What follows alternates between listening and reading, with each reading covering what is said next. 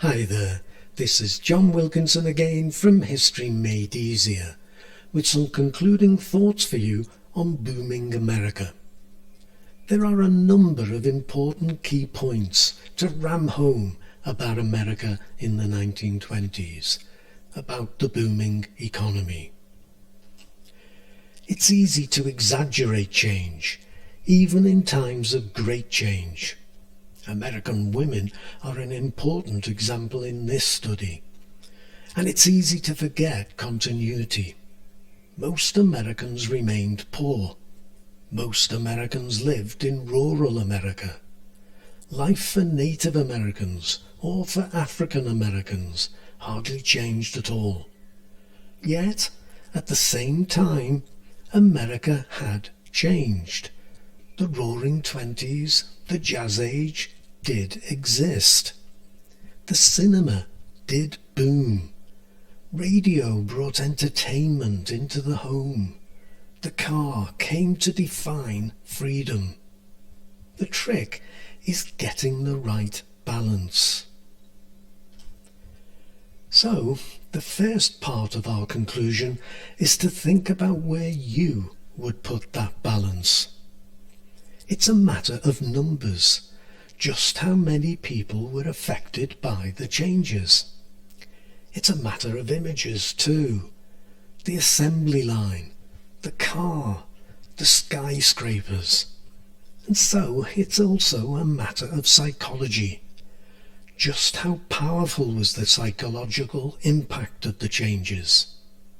You see more of this in the conservative reactions to the Roaring Twenties, the Jazz Age, the likes of the monkey trial.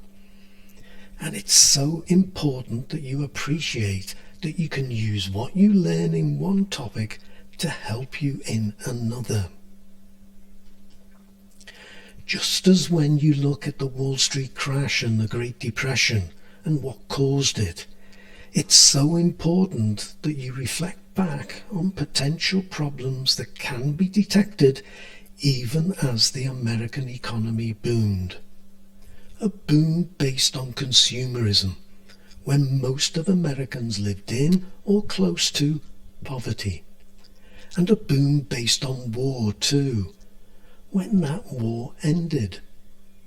A boom based on Republican policies that believed that if businesses did well, then everybody did well, because businesses created jobs. And the more profit they made, not only could more jobs be created, but better wages could be paid too. Yet there was so much poverty. And Republicans were reluctant to regulate, to look after the little man. Leave businesses to run themselves and they will make money and create jobs. And in doing that, they would benefit all Americans. That was the Republican philosophy. Now it was also a boom driven by advertising the American dream and encouraging consumers to go into debt to follow that dream. And yet, at the very height of the boom years, there was that depth of poverty.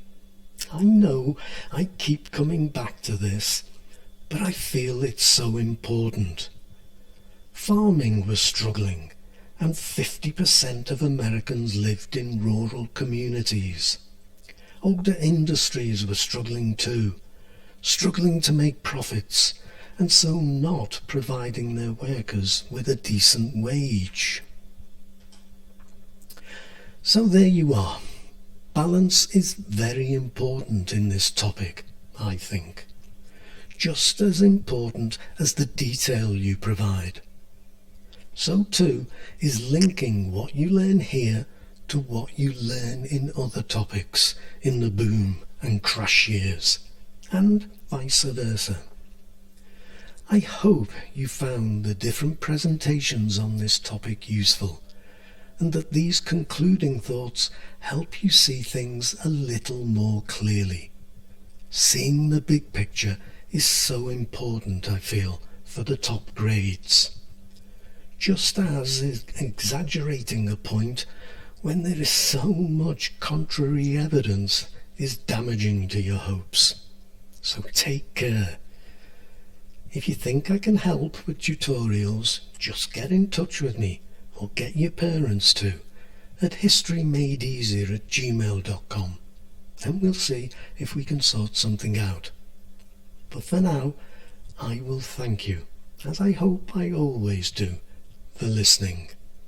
Good luck with your studies. Cheers.